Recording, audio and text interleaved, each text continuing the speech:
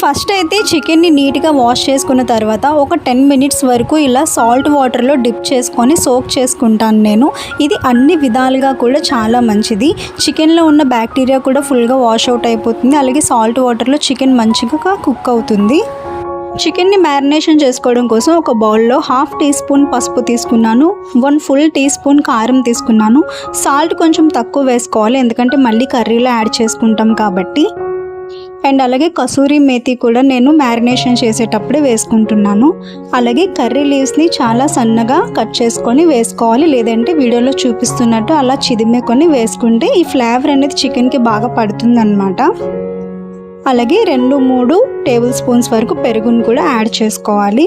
And కొంచెం ఆయిల్ని కూడా మిక్స్ చేసుకోవాలి ఇందులో. ఇప్పుడు ఈ ఇంగ్రీడియంట్స్ అన్నింటినీ కూడా బాగా మిక్స్ చేసుకోవాలి, ఒక స్మూత్ పేస్ట్ లాగా అయ్యేటట్టు.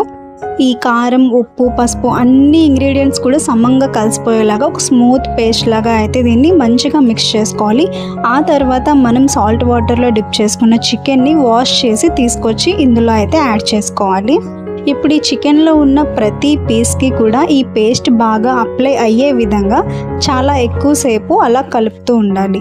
ఏదో పైన కలిపినట్టుగా కాకుండా ఒక 5 నిమిషాల వరకు అయినా టైం తీసుకొని చాలా స్లోగా అయితే ప్రతి పీస్కి ఈ పేస్ట్ని మంచిగా అప్లై చేసుకోవాలి. సో ఇలా మంచిగా మిక్స్ చేసుకున్న తర్వాత ఈ చికెన్ని కూడా మూత పెట్టేసి ఫ్రిడ్జ్లో మరొక 10 మినిట్స్ వరకు ఉంచుకోవాలి. మ్యారినేషన్లో హాఫ్ ఆఫ్ ది ఇంగ్రీడియంట్స్ అయితే వేసేసాం. ఇప్పుడు కర్రీలో వేసుకోవాల్సిన ఇంగ్రీడియంట్స్ చూద్దాం. నా దగ్గర ఉన్న స్పైసెస్ అన్నింటినీ కూడా ఇలా ఆయిల్లో అయితే వేయించుకుంటున్నాను. నన్ను నమ్మండి, చికెన్ కర్రీలో షాజీరా కంపల్సరీ యాడ్ చేసుకోవాలి. దీనివల్ల చికెన్ యొక్క రుచి, ఫ్లేవర్ మరింత పెరుగుతుంది. మీరు ఇప్పటి వరకు ట్రై చేసి ఉండకపోతే ఒకసారి నా మాట విని ఈసారి ట్రై చేసి చూడండి. స్పైసెస్ అన్నింటినీ కూడా మీడియం ఫ్లేమ్లో మంచి అరోమా రిలీజ్ అయినంత వరకు ఫ్రై చేసుకోవాలి. స్పైసెస్ బాగా రోస్ట్ అయిన తర్వాత ఆనియన్స్ని చాలా చిన్న పీసెస్ కింద కట్ చేసుకొని వేసుకోవాలి. ఈ ఆనియన్స్ అన్నింటినీ కూడా మీడియం ఫ్లేమ్లో మంచి గోల్డెన్ బ్రౌన్ కలర్ వచ్చేంత వరకు కూడా వేయించుకోవాలి. చాలామంది వంట చేసేటప్పుడు ఇలాంటి చిన్న చిన్న విషయాలని పెద్దగా పట్టించుకోరు. అండ్ ఫ్లేమ్ కూడా హైలో పెట్టి గబ్బగబ్బ వంట చేసేయాలి అనే కంగారులో హై ఫ్లేమ్లోనే చాలా ఫాస్ట్గా కుకింగ్ చేస్తూ ఉంటారు. అలా కాకుండా మీడియం ఫ్లేమ్లోనే నీట్గా రోస్ట్ చేసుకుంటూ ఉంటే కూరకి మంచి రుచి వస్తుంది. సో ఆనియన్స్ ఇలా మంచి గోల్డెన్ బ్రౌన్లో ఫ్రై అయిన తర్వాత అల్లం వెల్లుల్లి పేస్ట్ అనేది మనం తీసుకున్న చికెన్ క్వాంటిటీకి సరిపడినంత వేసుకోవాలి. నేను ఇక్కడ 1 ఫుల్ టీ స్పూన్ అయితే అల్లం వెల్లుల్లి పేస్ట్ యాడ్ చేసుకున్నాను.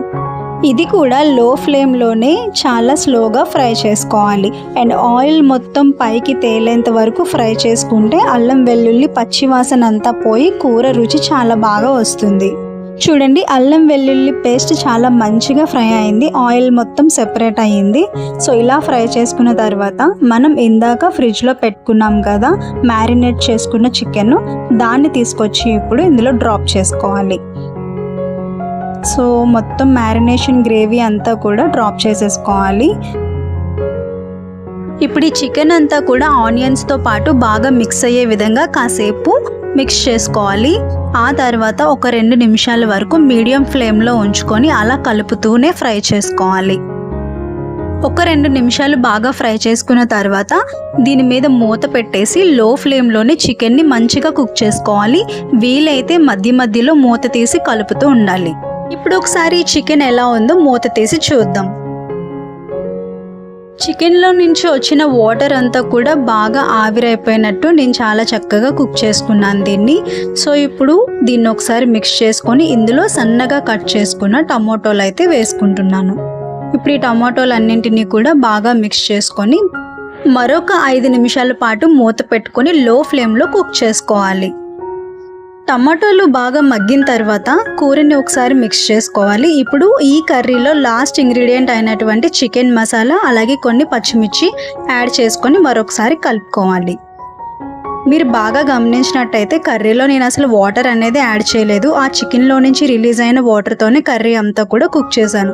సో ఈ విధంగా కుక్ చేసుకుంటే కర్రీ అనేది మంచి గ్రేవీగా టేస్టీగా వస్తుంది. ఇప్పుడు ఈ వేడివేడి చికెన్ కర్రీని ఒక బౌల్లోకి తీసుకొని ఆస్వాదించడమే.